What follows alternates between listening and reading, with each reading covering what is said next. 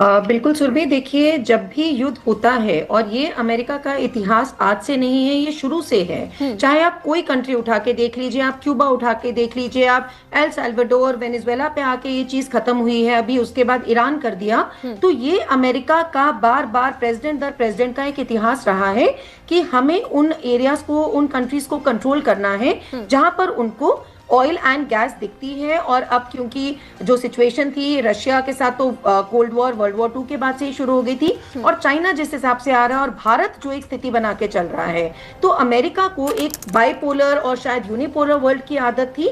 लेकिन अब जो है मल्टीपोलर वर्ल्ड में जा रहा है, तो ये अमेरिका से बर्दाश्त नहीं हो रहा। रही बात देखिए जेनेवा कन्वेंशंस की, तो जेनेवा कन्वेंशंस का उल्लंघन तो हर युद्ध में होता आया है, और बार बार अगर देखें तो अमेरिका या उसके जो भी साथी देश रहे थे उन्हीं के थ्रू चलता आया है। क्योंकि अगर हम बात करें, जो इससे पहले बात हो रही थी, अभी वेनेजुएला के बाद डेनमार्क को हड़पने की बात हो रही थी, तो अभी हम नेटो कंट्रीज की बात कर रहे हैं। तो नेटो का चार्टर 5 तो ये कहता है कि कभी नेटो का एक कंट्री दूसरी कंट्री के ऊपर अटैक नहीं करेगी। बावजूद इसके हम सुन रहे थे कि वो ग्रीनलैंड को बात हो रही थी कि हम ग्रीनलैंड के ऊपर अपने सोल्जर्स उतारेंगे, ग्रीनलैंड को हड़प लेंगे, कनाडा को 51st स्टेट बनाने की बात हो रही थी। तो जब वहां देखा कि नेटो ने समर्थन देना बंद कर दिया है, एंड ईयू ने आके भारत के साथ मदर ऑफ ऑल डील्स कर लिए, अपने आप को अमेरिका से अलग थलग करना शुरू कर दिया, तो एकदम से ग्रीनलैंड हमारे बिल्कुल बातों से ही उठ गया। अगर हम आज से 1-1.5 महीना पहले की बात करें तो Greenland Canada, Greenland Greenland Greenland की ही बात हो रही थी। तो दिस इज व्हाट कि Geneva conventions actually hold no meaning for America. America अपने आप को हमेशा से एक वर्चस्व कायम करके चलता है।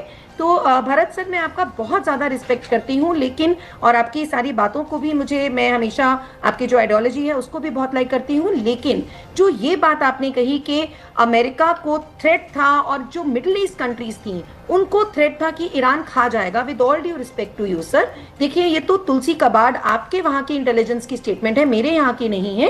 कि अमेरिका की स्टेटमेंट है कि वो कहती हैं कि बिल्कुल कोई थ्रेट नहीं था, ईरान अपना न्यूक्लियर प्रोग्राम कर रहा था, इसमें कोई दो राय नहीं है।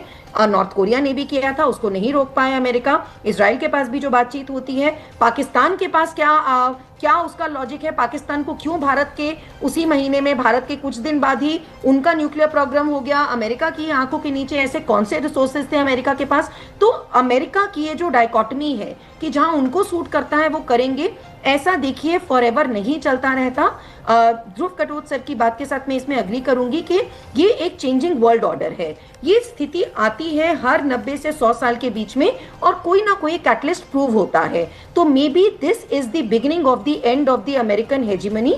तो शायद ये एक स्टार्टिंग हो गई है जो ईरान ने, देखिए ईरान में बहुत कुछ गलत था। ईरान का बार बार भारत के अगेंस्ट स्टेटमेंट्स देना, आयतुल्लाह अली खमीनी का हमारे यहाँ पे कम्युनल तरीके से फैलाना कि भारत का मुस्लिम भारत में दबा हुआ है।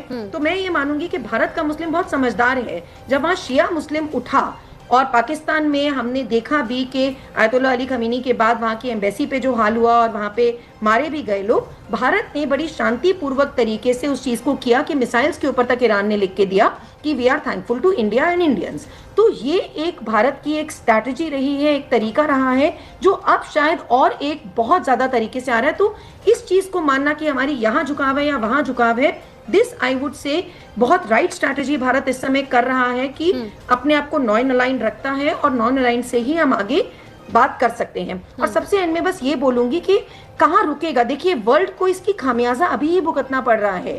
तेल के दाम जितने बढ़ चुके हैं, फर्टिलाइजर्स के दाम जितने बढ़ चुके हैं, गैसेस के दाम जितने बढ़ चुके हैं, अमेरिका खुद में गैसोलीन का प्राइस कितना बढ़ गया है। तो ये ट्रंप को समझना होगा कि जैसे बाकी, देखिए क्यूबा में भी अमेरिका ने रिट्रीट किया था, ईरान में खुद, अगर हम ईगल क्लॉ की बात करें तो भी जिमी कार्टर ने भी उसको बैक ट्रैक किया था। अब ट्रंप में अगर इतनी सूझबूझ है कि वो बैक ट्रैक करें तो शायद ये युद्ध रुक सकता है, क्योंकि ईरानियों का तो जो एक एक्सट्रीमिस्ट जिहादी नेचर है वो तो देखिए सर पे कफन बांध के चल रहे हैं, वो तो पीछे हटने वालों में से लग नहीं रहे सुरभि इस समय। ठीक है मैम।